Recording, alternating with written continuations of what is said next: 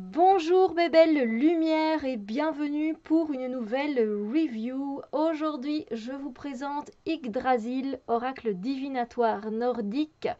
Et c'est là que les Romains, non, les Vikings s'empoignèrent par Aukur Aldorsson et je vais ne pas prononcer l'autre nom parce que je risque franchement de l'écorcher si j'ai pas déjà écorché le nom de l'auteur. Donc ici, on se retrouve avec un oracle, mais gigantesque, les gens, hein. Mais gigantesque. Il est sorti aux éditions Vega, donc qui fait partie du groupe Très Daniel. Isa, un grand merci. Et qu'est-ce qu'on va retrouver ici? Eh bien, en fait, ce jeu est inspiré de la riche mythologie scandinave. Cet oracle fera entrer la sagesse ancestrale dans votre vie. On a 81 cartes, ainsi que le guide les accompagnants qui ont été conçus pour la divination et vous apporteront des conseils et une connexion spirituelle. C'est créé par un artiste de renom qui est apparemment membre du mouvement néo-païen. Les dessins à la plume illustrent de manière très expressive les Eddas, qui sont de magnifiques écrits relatant les légendes d'autrefois. Donc voilà, si on a envie d'approfondir nos connaissances avec le panthéon nordique, on va pouvoir s'inspirer des guidances de Thor, d'Odin, de Freya ou encore de Nanna. Et on a un livre d'accompagnement de 216 pages. Donc ici, c'est aimanté. Et on a un travail qui est très bien fait éditorialement, il faut le souligner. C'est très très beau, c'est très bien fait. On a un peu du coup cette patte nordique et en plus de ça, on a un petit pochon pardon, en velours avec toutes les cartes à l'intérieur que je vais vous montrer par la suite. Et on a ensuite un livre d'accompagnement qui est très bien fait. Il est bien fait, il explique chaque personnage, donc on est vraiment avec des archétypes scandinaves, nordiques. Donc si c'est votre dada, si vous avez envie de vous plonger dedans, je pense que ça va vraiment vous plaire. Il est très bien fait, donc on va y jeter un œil ensemble. Alors Yggdrasil, qui est l'arbre de la connaissance où Odin est resté pendu je ne sais plus combien de jours, combien de nuits pour assimiler toute la sagesse et le savoir qu'il y avait à savoir et à connaître.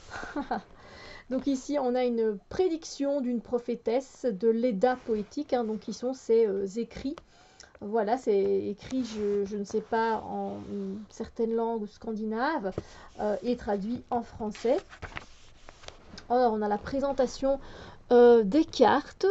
Voilà, donc on nous parle des anciens poèmes. C'est surtout comme ça que ce jeu a été créé. Il y a vraiment les Eddas qui sont les métaphores en fait, ou comment interpréter les textes, d'où découlent certains enseignements attribués au décret d'Odin.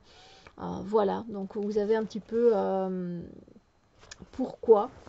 Voilà, et puis on vous parle des êtres vivants dans les 9 mondes.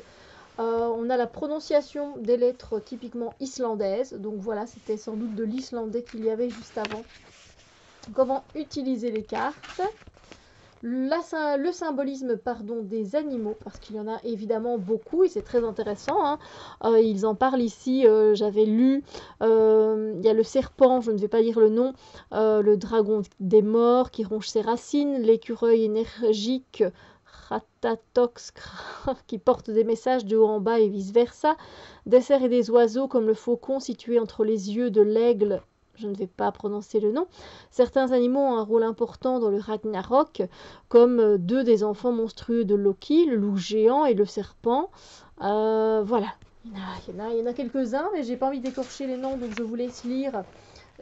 Si ça vous fait plaisir, voilà. L'importance du cercle, l'histoire de la création dans le paganisme nordique. On a ici des germes d'idées et d'inventivité. Voilà, donc ça nous place quand même. Les éléments dans le paganisme nordique également, avec l'eau, la terre, le vent et le feu. On nous parle des 3 Nornes.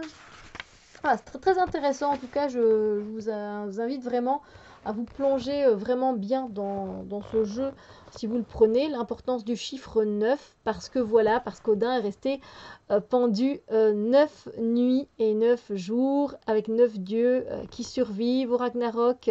Voilà, effectivement, il y a beaucoup de 9. Voilà. Les points cardinaux, on a un tirage de l'arbre Yggdrasil, les emplacements, voilà, donc hop, petit tirage. Et ensuite, on a le jeu qui est divisé. C'est vrai que je ne vous ai pas montré dans le sommaire.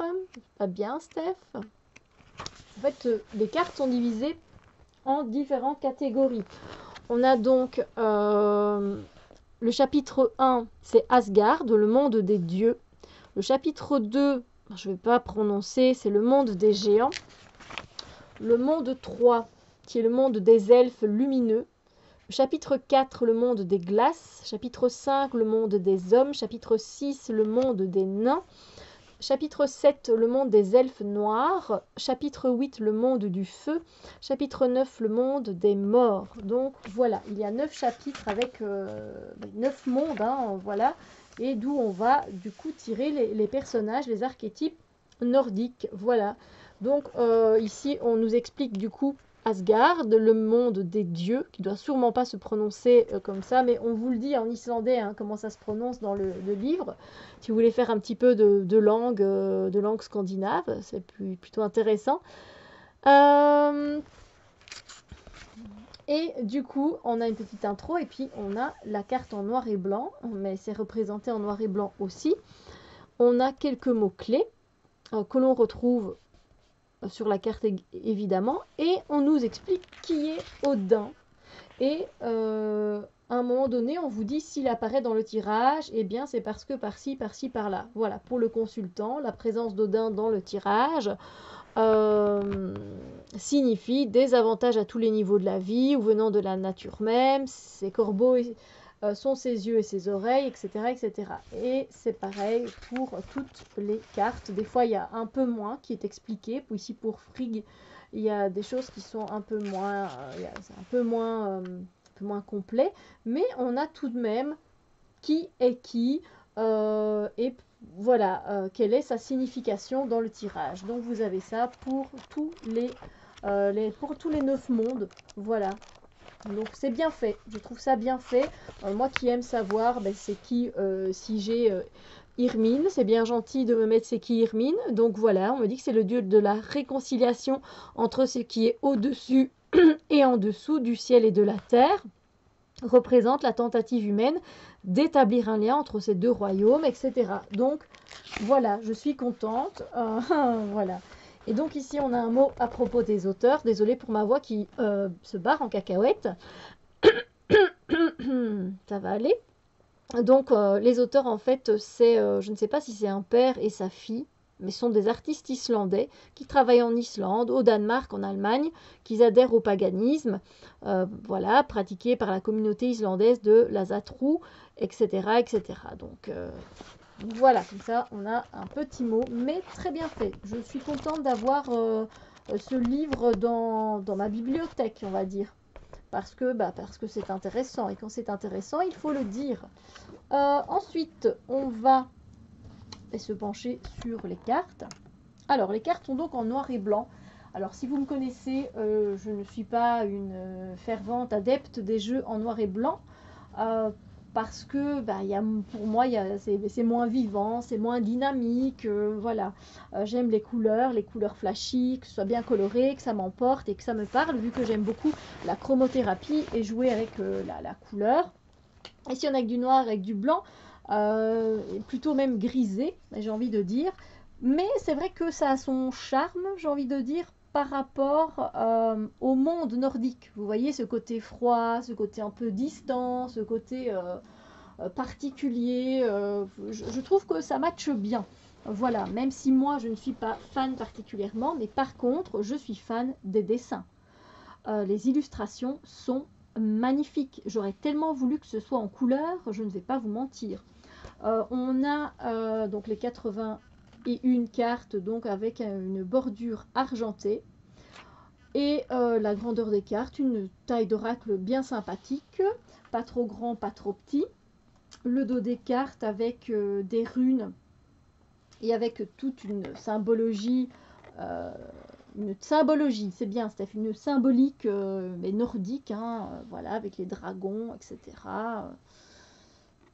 Très très très intéressant. Je vais peut-être commencer par le début. Je l'ai laissé avec les 9 mondes. Après, je ne sais pas à chaque fois où m'arrêter pour passer.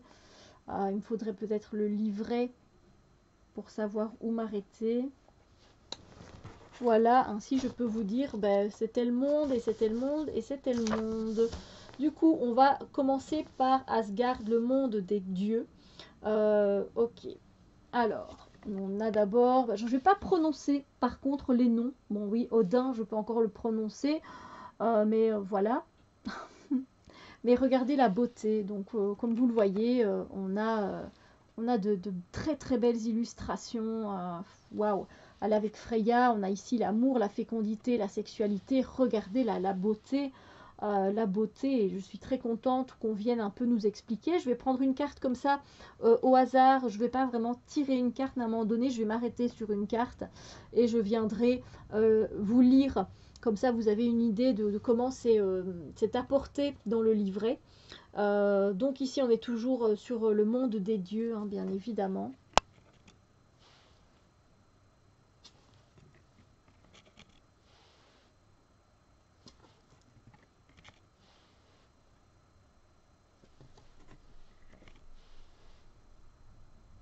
Je vous laisse contempler. Et le monde des dieux s'arrête ici, avec Gersemi et Nos, qui nous parlent donc de trésors, de beauté et de création. Ensuite, nous rentrons dans le monde des géants, avec Thor, évidemment, avec Tyr. Alors, moi, j'ai très peu de connaissances du monde scandinave, de la mythologie nordique. Donc, c'est très très bien, je trouve. Je regarde où ça s'arrête. Ok.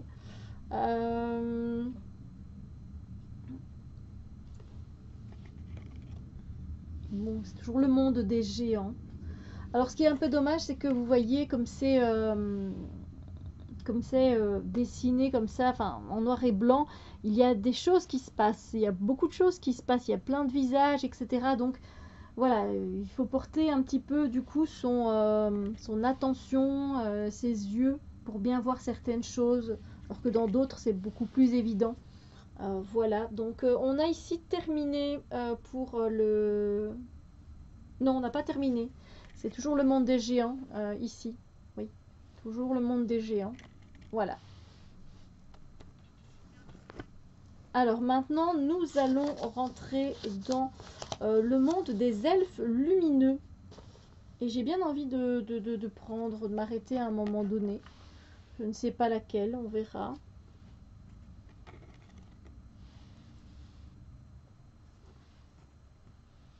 Mais j'ai trouvé. On va s'arrêter sur Frey, qui nous parle de printemps et de nouveaux départs. Et comme on est encore au printemps, alors je trouve que c'est une bonne idée. Et donc Frey, c'est la page 81. Et je vais vous lire, comme ça vous avez une petite idée. Alors, Frey représente de nouveaux départs et une nouvelle croissance. Geror est son épouse et il est le frère jumeau de Freya, déesse de l'amour. Dieu Van Majeur résidant à Elfheimur, désolé pour tous les défauts de prononciation, il a notamment des disciples en Suède. Un sanglier du nom de Gulin Borsti tire son char et il a un magnifique navire. Frey règne en partie sur les conditions météorologiques et le soleil, et il est invoqué pour des conditions favorables aux récoltes. Sa présence dans le tirage signifie un nouveau départ, une idée qui germe, de nouveaux projets à évoluer et à prospérer, de nouvelles entreprises qu'il est favorable de développer. Si sa sœur Freya l'accompagne, cette qualité est considérablement renforcée, mais avec un soupçon de sexualité, indiquant peut-être une relation amoureuse à initier. Les jumeaux réunis dans le tirage se renforcent mutuellement et signalent parfois littéralement une nouvelle pousse dans la vie, comme une grossesse ou une naissance. Si leur père est aussi présent, le nom est indiqué, cela accroît la possibilité d'une entreprise risquée mais financièrement prospère. Si Freyr se présente avec son épouse, Geirror, sa qualité de dieu de la fertilité de la terre est accentuée. Son serviteur, Skirnir, renforce aussi son influence dans le tirage, mais la plus grande force de Freyr en matière de nouvelles entreprises, c'est sa mère, Skadi, indiquant la nécessité d'une volonté de faire et d'un esprit déterminé, axé sur des objectifs précis. Bon, ouais, c'est... ben voilà, hein. Ok. Comme ça, vous avez une idée hein, du livre. Alors, moi, je reprends en fait le livre pour savoir où on en était, mais on est toujours dans le monde des elfes lumineux. Hein, voilà.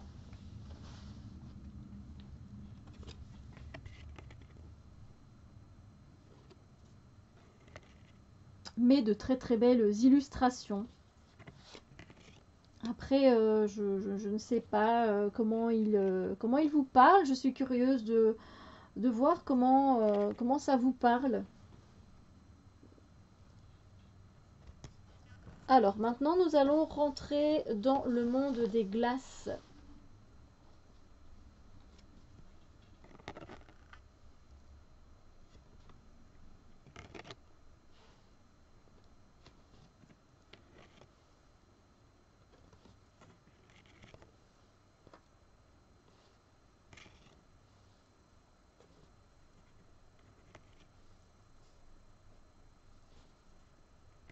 Bien, voici ce qu'a dit.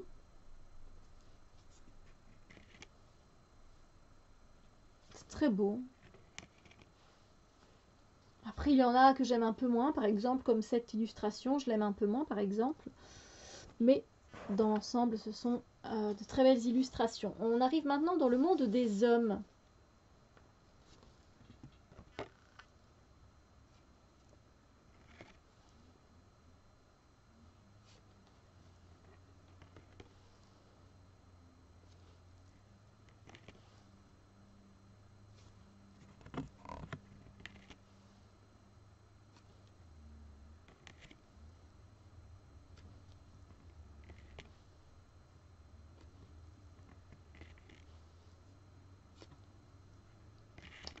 Voilà pour le monde des hommes. Ensuite, nous avons le monde des nains.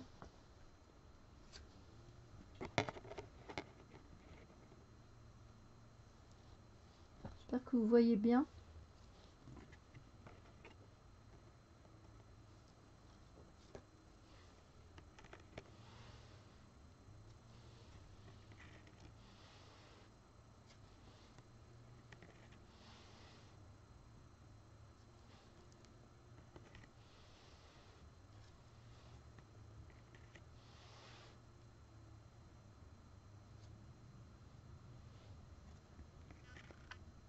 Alors, j'ai peut-être été un peu trop loin. Je suis en train de regarder. J'ai été beaucoup trop loin, en fait. Ou alors, il m'en manque. Bon, attendez. Le monde des nains. Pourtant, j'ai laissé dans l'ordre, hein, donc tel quel le jeu est arrivé. Donc, le monde des nains. Nous avons... Ah oui, c'est pas dans l'ordre. Hein. Ah, ça s'est mélangé. Je ne sais point comment. Bon. Écoutez, pour vous, je vais faire pause. Ça va pas changer grand-chose. Je reviens de suite. Voilà, c'est repris, c'est reparti. Pour vous, ça change pas grand-chose. En fait, c'était juste inversé. Voilà. Donc maintenant, ben, oui, on part vraiment dans le monde des nains. Parce que ce que je vous montrais avant, c'était le monde des elfes noirs. Mais on y viendra. Donc là, on est bien avec le monde des nains.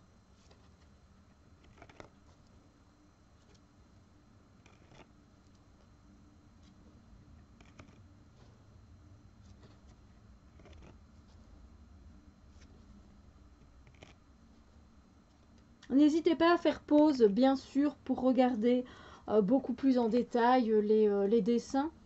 Parce qu'il y a des choses, voilà, hein, on ne les voit pas en une seule fois, c'est sûr. Le monde des nains s'arrête ici. Et maintenant, nous allons passer au monde des elfes noirs. Et c'est ce que vous aviez vu donc juste avant.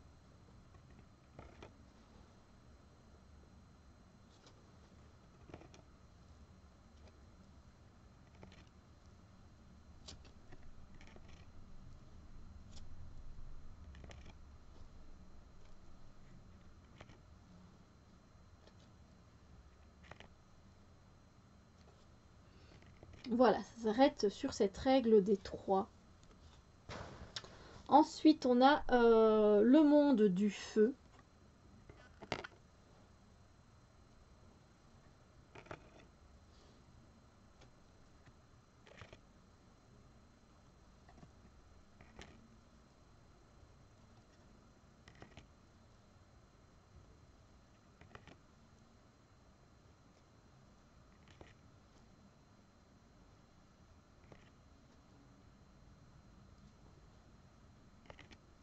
Voilà, et on termine avec le 9e monde qui est le monde des morts.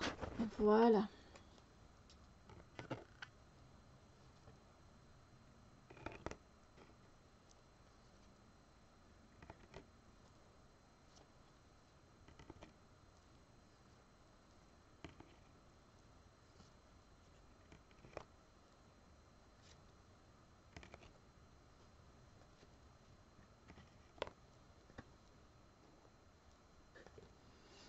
Et voilà, j'espère que cette review vous a fait plaisir. J'espère que peut-être cela vous aura donné envie de vous pencher un peu plus sur la mythologie nordique. Je trouve que c'est très intéressant de s'intéresser toujours plus et d'apprendre toujours plus.